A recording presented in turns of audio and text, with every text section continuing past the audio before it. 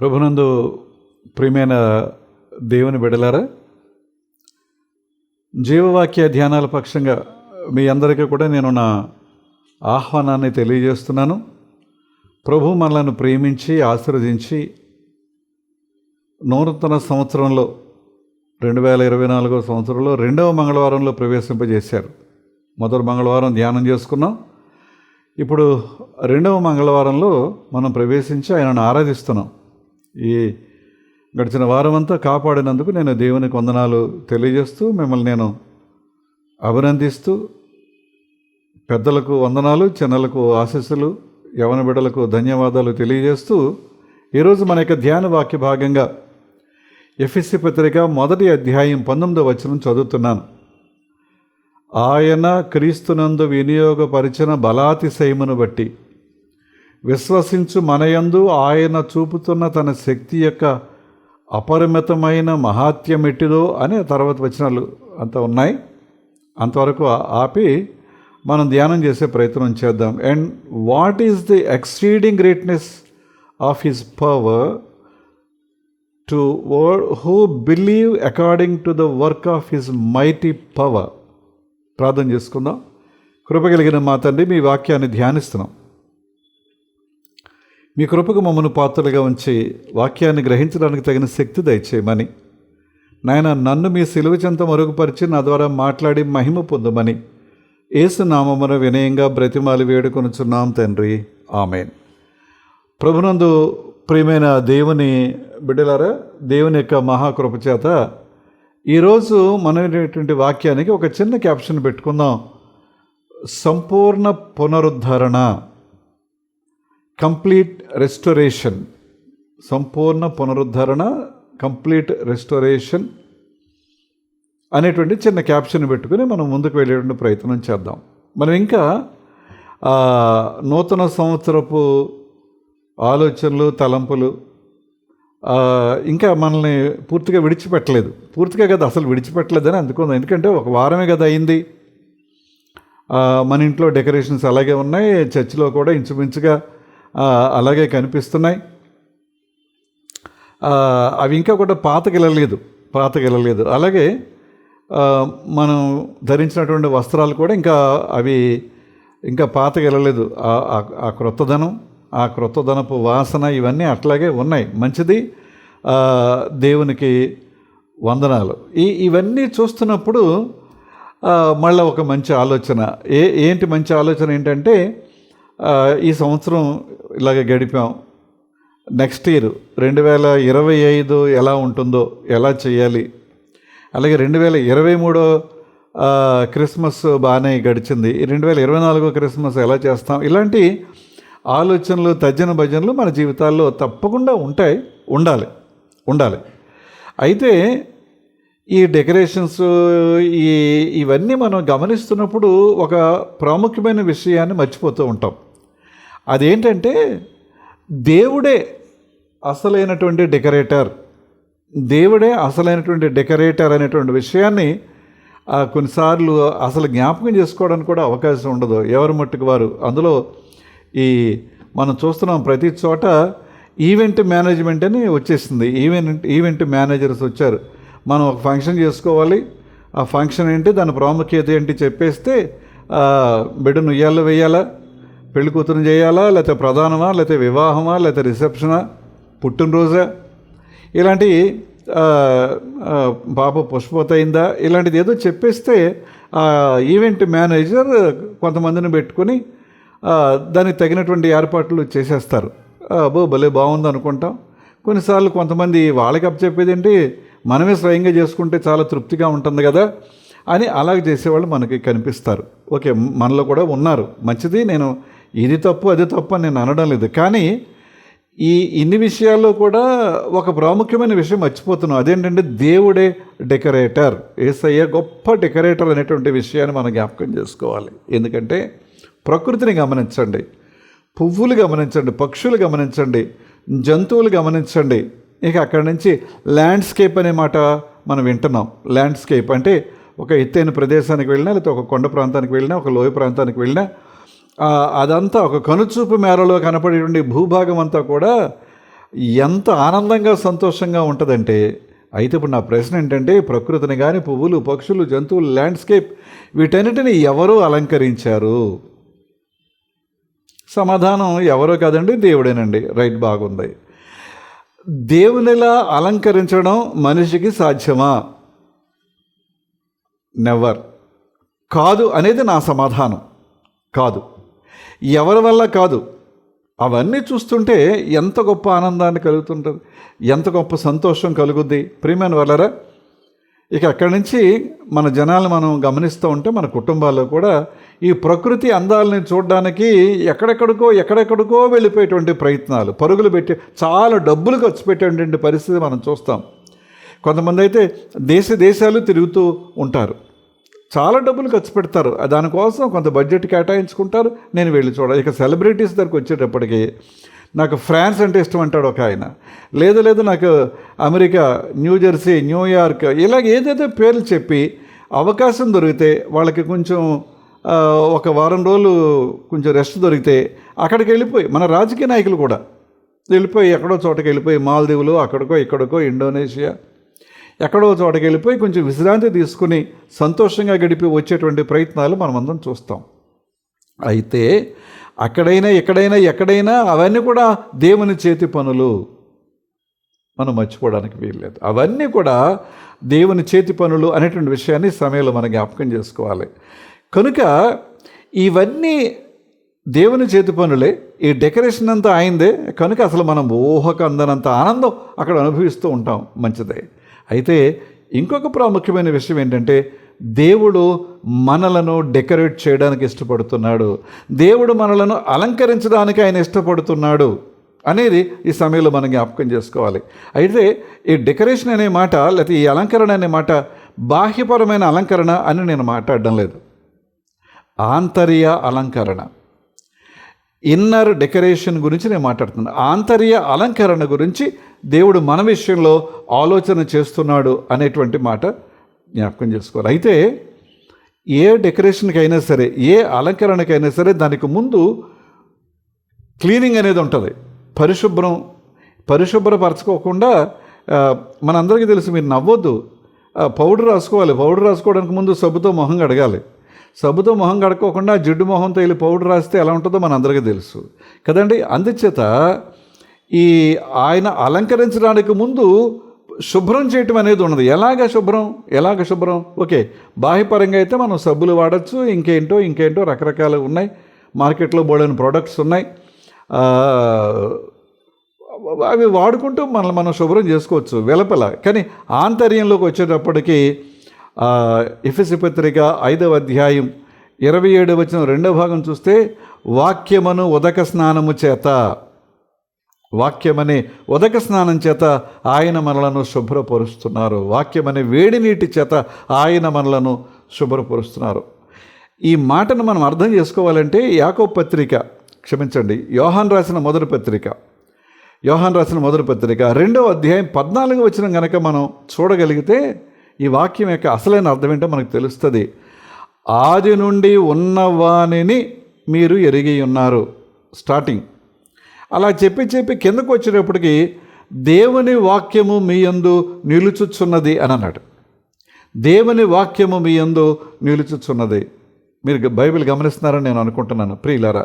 కనుక మన యందు నిలుచుచున్న వాక్యం ద్వారా దేవుడు మనలను శుద్ధి చేసి చాలా చక్కగా అలంకరించాలని ఆయన అనుకుంటున్నారు. అసలు ఈ ప్రణాళిక గురించి మనం ఆలోచన చేయడం లేదు. ఇల్లు అలంకరించుకోవాలి, ఇల్లు శుభ్రం చేసుకోవాలి, లేకపోతే బాగా ఉన్న చోటకి వెళ్ళి కాసేపు ఎంజాయ్ చేయాలి, ఇలాగేదో అనుకుంటూ ఉంటాం ప్రియులారా. కొన్నిసార్లు కొన్ని పార్కుల్లో, లేకపోతే ఫ్లవర్ ఎగ్జిబిషన్ అంటాడు, లేకపోతే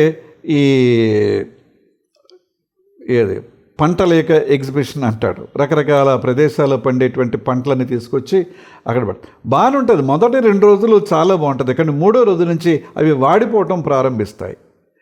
ఇక ఆ తర్వాత దాన్ని ఏర్పాటు చేసినటువంటి వారు ఏమంటారంటే, ఇంకా క్లోజ్ చేస్తున్నామండి అని అంటారు. కారణం ఏంటంటే అవి మెల్లగా ఫేడ్ అయిపోతూ ఉంటాయి, వాడిపోతూ ఉంటాయి. కానీ మనం వాడిపోకోకుండా ఎప్పటికీ కూడా నిత్య నూతనంగా ఉండడానికి దేవుడు మనలను అలంకరించబోతున్నారు. తన వాక్యం ద్వారా మనలను శుద్ధి చేసి పరిశుద్ధపరిచి ఆయన చక్కగా ఆయన మనలను అలంకరించబోతున్నారు అనేటువంటి విషయాన్ని మనం జ్ఞాపకం చేసుకోవాలి. ఇక్కడ ఇంకొక ప్రాముఖ్యమైన విషయం చెప్తాను. మన జీవితంలో మనం గాయపడిన సందర్భాలు కొన్ని ఉన్నాయి. ఇతరులు మనల్ని గాయపరుస్తున్నారు. వారి మాటలు, వారి ఉద్దేశాలు, తలంపులు, వారి ప్రతి పని కూడా కొన్నిసార్లు మనల్ని గాయపరిచేవిగా ఉంటాయి. కొన్నిసార్లు ఒక బాధ, వేదన, అనారోగ్య పరిస్థితులు, ఆర్థికపరమైనటువంటి ఇబ్బందులు, నష్టాలు ఇవన్నీ ఉన్నాయి మన జీవితంలో. ఇవన్నీ ఒక ఎత్తు అయితే రెండవ పార్శ్వాన్ని, రెండవ ప్రక్కన కనుక మనం ఆలోచన చేస్తే కామ, క్రోధ, లోభ, మదమాత్సర్యాలు మన హృదయంలో ఉన్నాయి. చూడండి, కొన్నేమో ఒక రకంగా చెప్పాను, ఇవేమో మనలో అంతర్గతంగా ఎప్పటికీ ఇమిడిపోయి ఉండేటువంటి పరిస్థితి. ఇక అసూయ, ద్వేషం, పగ, కక్షలు, కార్పణ్యాలు ఇలా చెప్పుకుంటూ పోతే చాలా ఎన్నెన్నో ఉన్నాయి మన జీవితాల్లో. అయితే ఇన్ని రకాలుగా వీటన్నిటితోనూ నింపబడిన హృదయం ఎలా ఉండుంటుంది? ఎంత అసహ్యంగా ఉంటుంది అది. చెప్పుకోవడానికి వీలు లేనంత దుర్గంధం అందులో ఉందన్నమాట అండి. చెప్పుకోవడానికి వీలు లేనంత చికాకు, కల్మషం అందులో ఉంది అనేటువంటి విషయాన్ని మనం జ్ఞాపకం చేసుకోవాలి. కనుక అంత అసహ్యంగా, అందవికారంగా, భరించడానికి వీలు లేని పరిస్థితుల్లో ఉన్న హృదయంలో దేవుడు నివసిస్తాడా? ఆయన ఉండడానికి ఇష్టపడతాడా? ఆయనకది అంగీకారయోగ్యమా, ఆమోదయోగ్యమా? కానే కాదు. కనుక మనందరికీ బైబిల్లో ఉన్న కొన్ని మాటలు తెలుసు. నీ దేహము దేవుని ఆలయం, నీ హృదయము ఆయన మందిరం. ఈ మాటలు మనందరికీ తెలుసు, బైబిల్లో ఉన్నాయి. ఇక బైబిల్లో ఈ విషయాలు చదువుతాం. ఎంతోమంది కవులు వీటి విషయంలో కొన్ని పాటలు రచించారు. అందులో కొన్ని పాటలు మనం ప్రతిరోజు లేకపోతే అప్పుడప్పుడు మనం పాడుకుంటూ ఉంటాం. ఏమంటే లోపభూయిష్టమైన, పాపభూయిష్టమైనటువంటి హృదయం లేకుండా ఉండేటువంటి వారు ఉండరు అసలు. ఏదో ఒక లోపం, ఏదో ఒక పొరపాటు, ఏదో ఒక పాపం ప్రతి జీవితంలోనూ ఉంటూనే ఉంటుంది. కనుక ఇలాంటి పరిస్థితుల్లో ఉన్నటువంటి ఈ హృదయాన్ని దేవుడు రెన్యూల్ చేసి లేకపోతే రీమోడల్ చేసి దానిని అలంకరించాలి అని ఆయన అనుకుంటున్నాడు అనేది. అయితే ఈ రీమోడల్ చేయటం అంత తేలికండి? రీమోడల్ చేయటం అనేది అంత తేలికైన పనే. మనం చూస్తూ ఉంటాం. మన ఇల్లు రీమోడల్ చేయాలనుకోవడం, మనం ఉండే బెడ్రూమ్ రీమోడల్ చేయాలి, లేకపోతే కిచెన్ రీమోడల్ చేయాలి అని అనుకుంటాం. తేలికైన పని అండి? కొత్తది కట్టడం చాలా తేలిక, కానీ రీమోడల్ చేయడం చాలా శ్రమతో కూడినటువంటి పని, ఖర్చుతో కూడినటువంటి పని. కానీ దేవుడు మనల్ని ప్రేమించి రీమోడల్ చేయడానికి, దాని ద్వారా కంప్లీట్ రెస్టోరేషన్, పూర్తి పునరుద్ధరణ చేయడం అనేది అది దేవుని యొక్క ఉద్దేశం అని నేను మీకు మనవి చేస్తూ ఉన్నాను. ఒక చిన్న విషయం మనం అర్థమయ్యేలాగా చెప్తాను మీకు. ఒక కంతి ట్యూమర్ లేచింది, శరీరంలో ఏదో ఒక భాగంలో ఒక ట్యూమర్ తయారయ్యింది. దాన్ని తీయకపోతే చాలా ప్రమాదం. ఇప్పుడు డాక్టర్ గారు తీసే ప్రయత్నం తేలిగ్గా ఉంటుందండి? ఆ ట్యూమర్ ఆయన తొలగించడానికి ఆయన ప్రయాస పక్కన పెడదాం, కానీ దాన్ని భరించేటువంటి వ్యక్తికి అది ఎంత కష్టంగా ఉంటుంది ఆ ట్యూమర్ తొలగించడం అనేది. ఒకవేళ ఆ ట్యూమర్ తొలగించడం లేట్ అయింది అనుకుందాం, లేకపోతే మనం వద్దులండి బాబు, బాధండి, బరువండి, కష్టమండి, నేను తట్టుకోలేనండి, ఇలాగేదో చెప్పి అలా జాప్యం చేసాం అనుకోండి, అది క్యాన్సర్గా మారుతుంది. అప్పుడు ఇంకెంత కష్టం వస్తుంది, ఒకసారి అలాగే ఇంకొక చిన్న విషయం నేను మనం చేస్తాను. మన ఇంట్లో చెదలు వస్తున్నాయి, అది పైకి కనిపించదు, లోపల ఎక్కడెక్కడో తినేస్తూ ఉంటుంది. చివరికి ఎప్పుడో చూస్తాం మనం. తీరా ఆ చెదను తొలగించడం ఎంత కష్టంతో కూడినటువంటి పని అండి. ఈ లోపల ఆ చెద పురుగులు పోవడానికి లేకపోతే పెస్ట్ కంట్రోల్ వాళ్ళని పిలిచాము, వాళ్ళు ఏదో పెస్ట్ కంట్రోల్ చేసి లోపల వాళ్ళు ఏదో స్క్రూ డ్రైవర్తో చోట ఎలాగంటే అదంతా గుల్లగా వెంటనే పొడుస్తూ ఉంటే గుట్టలుగా చెదలు రాలుతూ ఉంటే ఇంకా ఆ తలుపు, ఆ ద్వారబంధం, ఆ కిటికీ, దాని కమ్మిలు లేకపోతే కబోర్డ్స్ పొడమైపోయి పనికి రాకుండా పోతుంది. మీకు నేను ఈ సమయంలో జ్ఞాపకం చేస్తున్నాను. అందుచేత దాన్ని సరిచేయటం అంత తేలికైన పని కాదు. ఇక అక్కడి నుంచి ఒకవేళ నీకు ఒక తోట ఉందనుకుందాం, లేదా నీకు ఒక చేను ఉంది అని అనుకుందాం. ఆ తోటలో, చేనులో కలుపు మొక్కలు పెరుగుతూ ఉంటాయి. ఆ కలుపు మొక్కను ఎప్పటికప్పుడు తీసేస్తే ఒకలా ఉంటుంది పరిస్థితి, కొంచెం అశ్రద్ధ చేస్తే ఎలా ఉంటుందో మనందరికీ తెలుసు. కొన్నిసార్లు మనం ఇంకా కొంచెం అశ్రద్ధ చేసామనుకోండి, ఆ కలుపు పెరిగి అసలైన మొక్కల్ని సర్వనాశనం చేసేస్తాయి, దేనికి పనికిరాకుండా. దేవుడు వాక్యాన్ని గురించి చెబుతూ విత్తబడినటువంటి ఆ వాక్యం అనే విత్తనాలు మంచి నేలలో పడ్డాయి, కొన్ని పొదల్లో ముళ్ళ పొదల్లో పడ్డాయి, కొన్ని రాతి నేలను పడ్డాయి కొన్ని అని చాలా వివరంగా చెప్పారు. మిగతా విషయాలను ప్రక్కన పెడితే ముండ్ల పొదల్లో పడినటువంటి విత్తనం మొలుస్తుంది, చక్కగా మొలకెత్తుతుంది, కొంతవరకు బాగానే ఎదిగింది. ఇంకా అది ఎదగడానికి వీలు లేకుండా పైన ఉన్నటువంటి ముళ్ళ తొప్పులు ముళ్ళ కంపలన్నీ దాన్ని ఇలాగ అదిమేస్తే అది ఏమి చేయలేక అలాగే అణగారిపోతుంది. ఇవన్నీ నేను మీకు ఎందుకు జ్ఞాపకం చేస్తున్నానంటే, ఇవన్నీ మొదలకు మోసం చేసేటువంటి పనులు. ఈ హృదయం కూడా అలాంటిదే. కనుక ప్రియమైన దేవుని బిడ్డలారా, దేవుడు తన యొక్క గొప్ప శక్తి, మహాశక్తి, మనం చదువుకునే వాక్య భాగంలో బలాతిశయమును బట్టి, హిజ్ మైటీ పవర్ అనేటువంటి మాట ఇంగ్లీష్లో చదువుకున్నాం. బలాతిశయమును బట్టి అనేటువంటి మాట తన యొక్క అపరిమితమైన మహాత్యాన్ని బట్టి మనం చదువుకున్నటువంటి మన వాక్య భాగంలో. కనుక దానంతటితోటి ఆయన ముందు రీమోడల్ చేసి ఆ తర్వాత డెకరేట్ చేయాలి. ముందు దాన్ని ఏదైతే చెడిపోయిందో పడిపోయిందో దాన్ని శుభ్రం చేసి ఆ తర్వాత దానిని చక్కగా అలంకరించాలని ఆయన అనుకుంటున్నాడు. కనుక అది కష్టంతో కూడింది, బాధతో కూడిందని చెప్పాను. దాన్ని ఎవరైతే అంగీకరిస్తారో వారు ధన్యులు. ఎందుకంటే ఈ పని చేయడానికి నీవు ఒప్పుకుంటే ఆయన విశ్రమించడు. ఇశ్రాయేల్ని కాపాడువాడు కొనకడు నిద్రపోడు అనే మాట ఉంది కదండి. దాని అర్థం ఆ కాపాడడం ఒకటే కాదు, ఈ రెన్యువల్ అండ్ రెస్టోరేషన్లో కూడా, రీమోడల్ చేయడంలో కూడా ఆయన కునికి నిద్రపోయేటువంటి దేవుడు కాడు. పూర్తిగా సంపూర్తిగా దాన్ని శుభ్రం చేసి ఒక క్రొత్త వ్యక్తిగా ఎంతగా చేస్తాడంటే మనలను తనవలే మార్చునంతగా. అన్నమాట అర్థమవుతుంది కదండి. మనలను తనవలే మార్చునంతగా ఆయన దాన్ని శుభ్రం చేస్తాడు, ఈ హృదయాన్ని. ప్రియమైన దేవుని బిడ్డలారా, కనుక ఈ శుభ్రం చేసే దేవుని యొక్క శక్తి ఎలాంటిదో ఒక 2-3 మాటలు జ్ఞాపకం చేస్తే మంచిదని నేను అనుకుంటున్నాను. ఎలాగంటే దినవృత్తాంతాల మొదటి గ్రంథం 29వ అధ్యాయం 12వ వచనాన్ని కనుక మనం గమనిస్తే, ఐశ్వర్యము గొప్పతనము నీ వలన కలుగును. విన్నారండి? ఐశ్వర్యము గొప్పతనము నీ వలన కలుగును. అది మనం సంపాదిస్తే వచ్చేది కాదండి. సంపాదించే ప్రయత్నం చేస్తాం, సంపాదించే ప్రాకులాట ఉంటుంది, సంపాదించేటువంటి ఆరాటం పోరాటాలు ఉంటాయి. కానీ భంగపడేవాళ్ళు 100కి 100 మంది ఉంటారు. పైకి బాగానే ఉందని అనుకుంటాం, పైకి బాగానే జరిగింది అనుకుంటాం, వాళ్ళు బాగానే ఉన్నారు అనుకుంటాం, కానీ లోపల సంగతి మనకు తెలియదా? తర్వాత ఎప్పుడో లేటుగా అయ్యయ్యో ఇలాగ అనుకున్నాం కానీ ఇలా జరిగిపోయిందా అని అనుకుంటామండి, ఇలాగ అనుకుంటాం. అందుచేత ఐశ్వర్యము గొప్పతనము నీ వలన కలుగును. నీవు సమస్తము ఏలువాడవు. ఆయన పరిపాలన క్రింద సమస్తం ఉండాల్సిందే. అది ప్రకృతి అయినా మరొకటైనా నువ్వైనా నేనైనా అందరం ఆయన పరిపాలన క్రింద ఉండాల్సిందే. బలము పరాక్రమమును నీ దానములు అని అన్నాడు.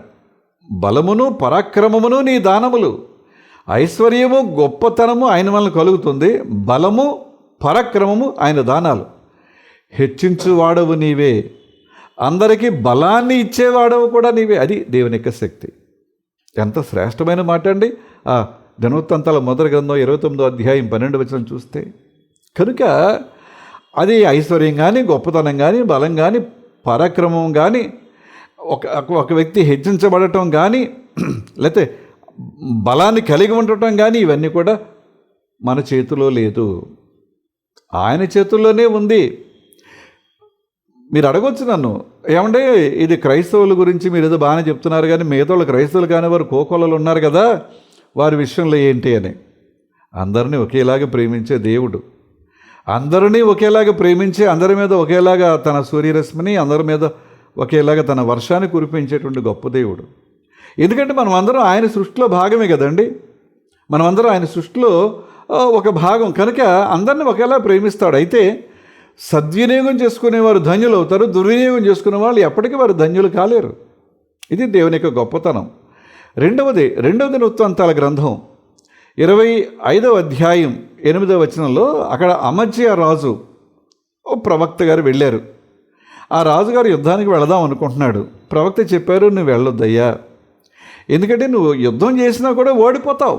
ఆయన అంటాడు, అలాగూ పోవాలనని నీవు పో, ఎక్కడికి యుద్ధం చెయ్యొద్దని నేను చెప్తున్నాను. ఒకవేళ నేను ఏమైనా సరే యుద్ధం చేస్తానో, నేను నెగ్గాలనుకుంటే నీకు ఇష్టమైతే వెళ్ళు, వద్దని నేను చెప్తున్నాను. ఎందుకంటే యుద్ధంలో విజయాన్ని ఇచ్చేది దేవుడు, నీ బలం నీ శక్తి కాదు. ప్రవక్త చెప్తున్నాడు అమజ్యతో, యుద్ధము బలముగా చేసినను దేవుడు నీ శత్రువుల ఎదుట నిన్ను కూల్చును. ఒకవేళ నేను చెప్తున్నాను, ఆయన మాట నీకు నేను తెలియజేస్తున్నాను, వింటే విను, లేకపోతే లేదు. నేను వెళతాను అనుకుంటే వెళ్ళు.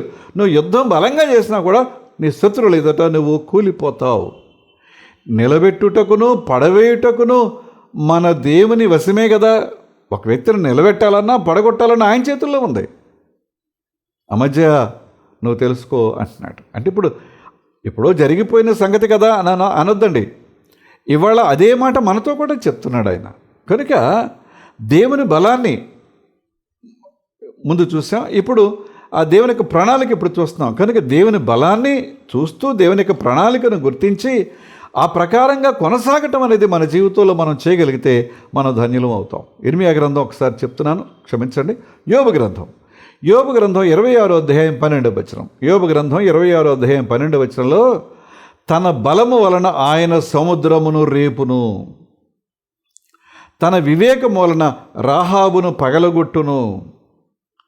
అంటే తుఫాన్లు చూస్తున్నాం, వరదలు చూస్తున్నాం, సునామీలు చూస్తున్నాం, బీభత్సాలు చూస్తున్నాం, ప్రకృతి ప్రకోపించింది అని చెప్పుకుంటాం.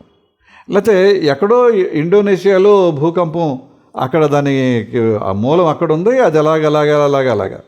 ఇక ఈ మధ్యలో ఒక అగ్నిపర్వతం ఉంది, దాన్ని చూడడానికి కొంతమంది సందర్శకులు కాదు, వాళ్ళు ఎక్స్ప్లోరర్స్ వెళ్ళారు. అంతవరకు బాగానే ఉంది, ఎందుకంటే చాలామంది వెళుతున్నారు, చూస్తున్నారు. అక్కడ పరిసరాలు కొంచెం వేడిగా ఉంటుంది, పొగలు వస్తున్నాయి. ఆ పర్వతంలో నుంచి శిఖరం వరకు వెళుతున్నారు, చూస్తున్నారు, క్షేమంగా తిరిగి వస్తున్నారు. వీళ్ళు కూడా వెళ్ళారు. సడన్గా బ్లాస్ట్ అయిపోయింది. చాలామంది కనిపించడం లేదు అన్నారు, కొంతమంది చనిపోయారు, అంటే డెడ్ బాడీస్ దొరికాయి అన్నమాట, శవాలు దొరికాయి. కొంతమంది గాయపడిన వారిని రెస్క్యూ టీం వెళ్ళి రక్షించారు. మరి మిగతా వాళ్ళు ఏమయ్యారు? లావా ఎంత వేడిగా ఉంటుందో మనందరికీ తెలుసు. అంటే వాళ్ళు ఏమై ఉంటారనమాట, కనిపించడం లేదంటే. చనిపోతే పర్వాలేదు, అసలు శవాలు కూడా దొరకలేదంటే బూడిద అయిపోయారనమాట అండి, లేదా లావా చేత కప్పబడ్డారనమాట అండి. ఎవరికి సాధ్యం వాళ్ళని బయటకు తీయటం? ఎక్కడికి వెళ్తారు దేవుని బిడ్డలరా? కనుక తన బలము వలన ఆయన సముద్రమును రేపును, తన వివేకం వలన రాహాబును ఆయన పగలగొట్టును. అంటే రాహాబు అనేది సముద్ర జలరాక్షసి. ఆ ఇతిహాసంలో, బబులోను ఇతిహాసంలో కానీ మిగతా ఇతిహాసాల్లో కానీ తయమత్ అని, రాహాబ్ అని రకరకాల పేర్లు చూస్తాం మనం. అంటే ఆయనకి విరోధంగా ఉండేటువంటి ఏ ఆయుధము వర్ధిల్లదు, ఏ ఆయుధం కూడా వర్ధిల్లదు, వాటన్నిటిని కూడా ఓ ప్రక్కకు గంటగలిగేటువంటి గొప్ప దేవుడు అనేటువంటి మాట.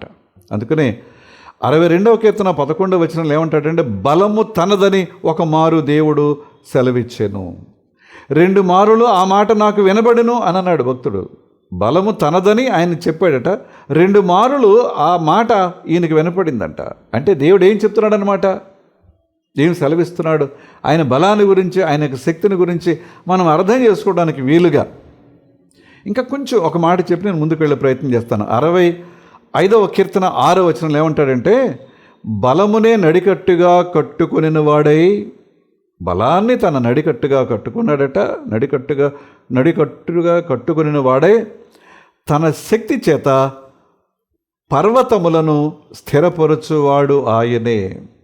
పర్వతాలు స్థిరంగా ఉంటాయని మనం అనుకుంటున్నాం, కానీ ఈ భూకంపాలు వచ్చినప్పుడు లేకపోతే మరొకప్పుడు ఆ పర్వతాలు కూడా ఒక్కొక్కసారి చెదిరిపోయేటువంటి పరిస్థితి. కానీ వాటిని స్థిరపరిచేవాడు ఆయన, బలాన్ని నడికట్టుగా కట్టుకొని. దేవుని యొక్క శక్తి ఎలాంటిదో మనకు జ్ఞాపకం చేయబడుతుంది ప్రియులారా. అందుచేత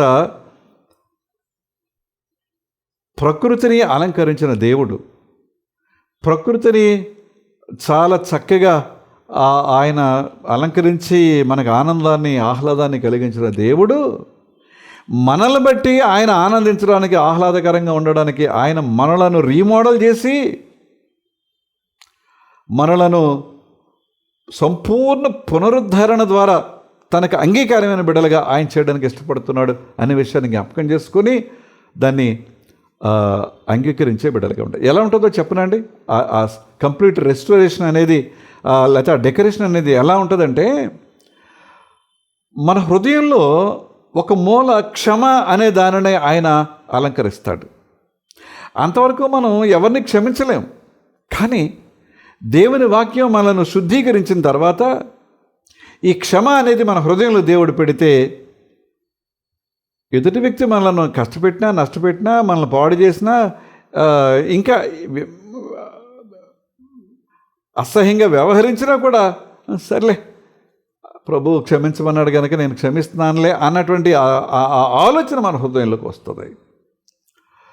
ఏమండి, అలాగే మన హృదయంలో అక్కడక్కడ చిన్న చిన్న గ్యాప్స్ ఉంటాయి. ల్యాప్సెస్ అనే మాట వాడలేదు నేను, గ్యాప్స్. ఆ గ్యాప్స్ని ఆయన తన వాక్యంతో నింపేస్తారు. ఇక అక్కడి నుంచి మన హృదయంలో ఏ మూలకి వెళ్ళినా ఆ గ్యాప్లోంచి ఒక వాక్యం మనకు వస్తూనే ఉంటుంది. ఆ వాక్యం మనల్ని ఏం చేస్తుంది? బలపరుస్తుంది, శక్తినిస్తుంది, మంచి దారిలో నడిపిస్తూ ఉంటుంది. ఒకవైపు క్షమ, రెండో వైపు వాక్యం. ఎక్కడ ఖాళీ ఉంటే అక్కడ హృదయంలో ఆ వాక్యం చేత నింపబడి మనం మాట్లాడే మాటలు, ప్రవర్తనలు, ఆలోచనలు కూడా దైవవాక్య సంబంధమైనటువంటి జీవితాన్ని మనం కలిగి ఉంటాం. మొదటి విషయం. అలాగే మనలో ఉన్నటువంటి అసూయ, ద్వేషం ఆయన తొలగిస్తున్నప్పుడు కొంచెం కష్టంగా ఉంటుంది. ఎందుకంటే ఇవి త్వరగా వదులుకునేటువంటి లక్షణాలు కాదు. ఈ అసూయ, ద్వేషం అనేది చాలా త్వరగా అసూయ వచ్చేస్తూ ఉంటుంది. ఎవరైనా మంచి చదువు చదివితే, ఎవరైనా మంచి బట్టలు వేసుకుంటే, ఎవరైనా కొంచెం పదవిలోకి వెళితే, ఎవరైనా ఒక మంచి కారులో తిరుగుతూ ఉంటే, ఒక ఉన్నతమైన స్థితిలో ఉంటే, మంచి భోజనం చేస్తూ ఉంటే తెలియకుండానే అసూయ పడిపోతూ ఉంటాం. ఏమండి, అలాగే ఇక కోపం అనేది ఎందుకు వస్తుందో తెలియదు, వచ్చేస్తూ ఉంటుంది అంతే.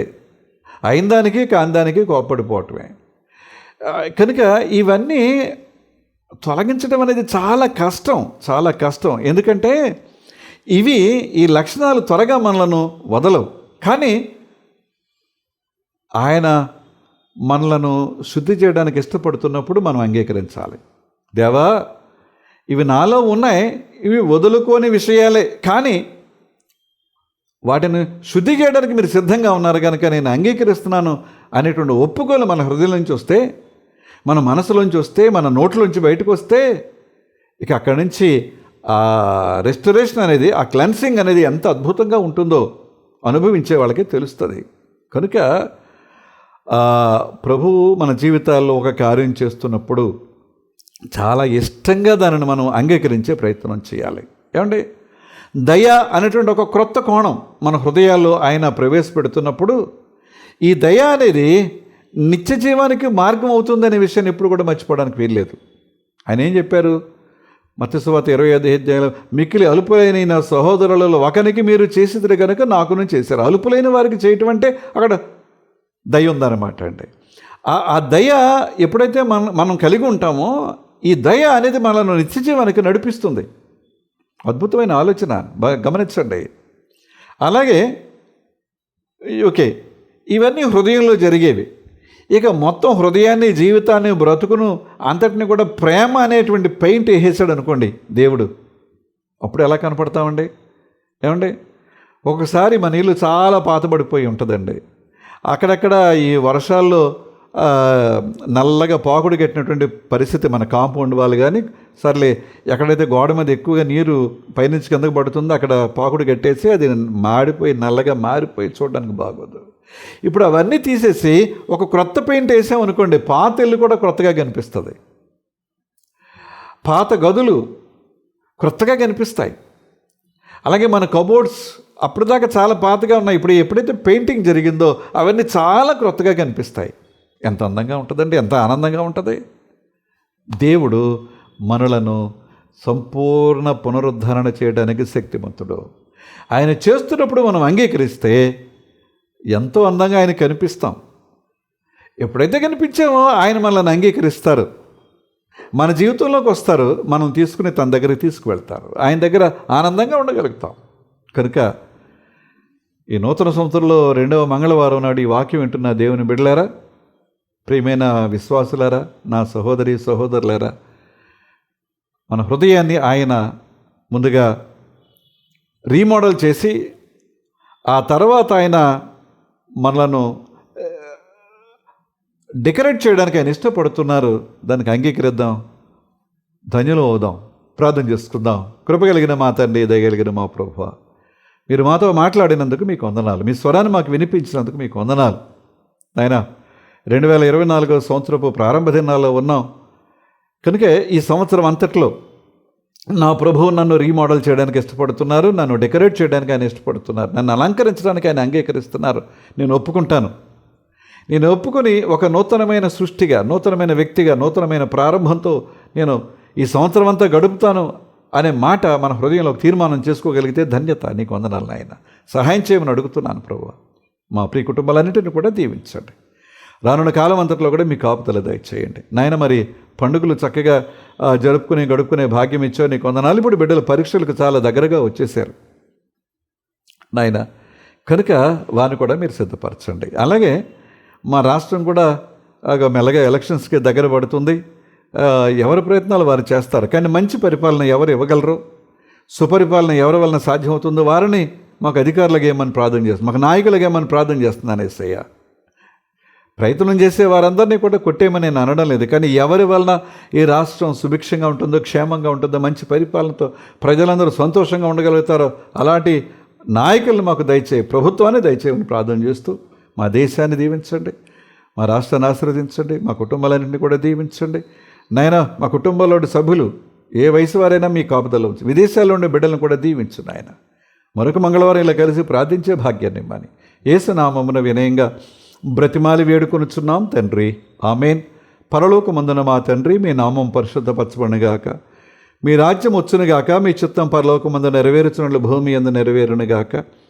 మనదినాహారం నేడు మాకు దయచేయము, మా ఎడల అపరాధం చేసిన వారు మీకు క్షమించిన ప్రకారం అపరాధములు క్షమించుము, సాధనలోనికి కీడును తప్పించు. రాజ్యము, శక్తి, మహిమ నిరంతరము నీవే ఉన్నావు తండ్రి, ఆమేన్. మన తండ్రి అయిన దేవుని నుండి, ప్రభు అయిన క్రీస్తు నుండి, పరిశుద్ధాత్మ నుండి కృపయు సమాధానం మీకు కలుగునుగాక, ఆమేన్. మరొక మంగళవారం కలుసుకుందాం. అంతవరకు సెలవు.